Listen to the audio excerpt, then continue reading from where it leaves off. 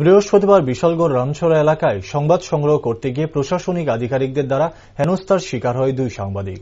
মূলত জানা গেছে, বৃহস্পতিবার দুপুরে বিশালগড় থানাধীন রামছড়া এলাকায় দিগ্বিজয় অধিকারীর বাড়িতে সুজাতা ধামের নেতৃত্বে আসাম রাইফেলসের জওয়ানরা অভিযান চালায়। সে খবর শুনে বিশালগড় থেকে দুই সাংবাদিক কুমার গৌরব রায় এবং রাইসেল আহমেদ খবর সংগ্রহ করতে গেলে সঠিক পরিচয় দেওয়ার পর সুজাতা ধামের নেতৃত্বে আসাম রাইফেলসের জওয়ানরা সাংবাদিকের উপর আক্রমণ করে এবং মোবাইল ফোন ছিনিয়ে নেয়।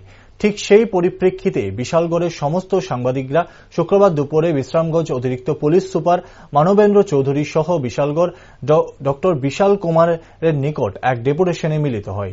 ডেপুটেশনে বিশালগড়ের সমস্ত সাংবাদিকরা উপস্থিত ছিলেন। তাদের দাবি, লেডি সুজাতা ধাম ও আসাম রাইফেলসের জওয়ানদের বিরুদ্ধে কঠোর পদক্ষেপ গ্রহণ করতে হবে।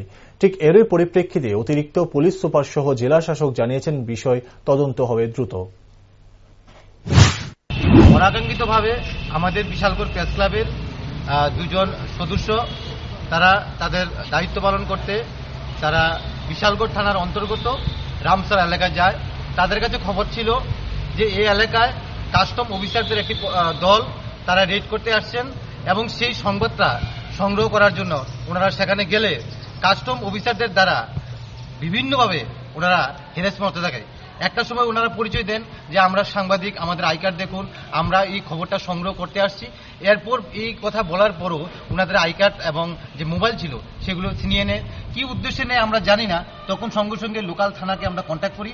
আমরা সাব ডিভিশন যে পুলিশ অফিসার ছিলেন ওনাকে কন্ট্যাক্ট করি। উনি জানান যে আমাদের কাছে কোনো তথ্য নেই, আমাদের কোনো ইনফরমেশন নেই, ওনারা কি কারণে আসছেন, কারা আসছেন জানি না। তো আমরা পরে খবর নিয়ে জানতে পারলাম ওনারা কাস্টমের একটা অফিসারের সঠিক ছিলেন, কিন্তু কি কারণে সাংবাদিকদেরকে লুকানো কিংবা এড়ানো বা এইসব দুর্ব্যবহার সেই বিষয়টা আমরা বুঝতে পারিনি।